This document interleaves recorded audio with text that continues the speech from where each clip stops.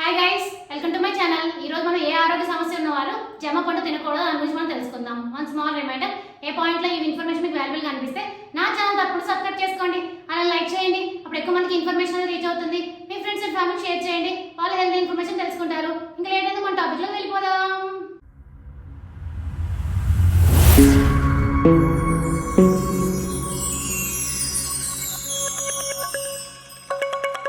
జామ పండుని పేదోడి యాపిల్ అంటారు, ఎందుకంటే యాపిల్లో ఉండే పోషకాలన్నీ జామ పండులో ఉంటాయి.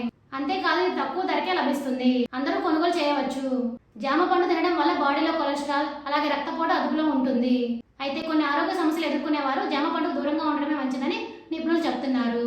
జామ పండులో ఫైబర్ కంటెంట్ ఎక్కువ, అందుకే ఒకేసారి జామ పండును తింటే మలబద్ధకం, కడుపు నొప్పి, అజీర్తి వంటి సమస్యలు తలెత్తుతాయి. అందుకే జీర్ణ సమస్యలతో ఇబ్బంది పడేవారు జామ పండుకు దూరంగా ఉంటే మంచిది.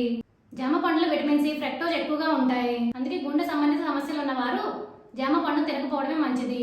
జలుబు, ఫ్లూ ఉన్నవారు జామ పండుకు దూరంగా ఉండాలి, లేదంటే ఈ సమస్యలు మరింత ఎక్కువ అవుతాయి. ఇప్పుడు అర్థమైంది మీ అందరికీ ఏ ఆరోగ్య సమస్యలు ఉన్నవారు జామ పండు తినకూడదు అనేది. For more videos please like, share, subscribe my channel.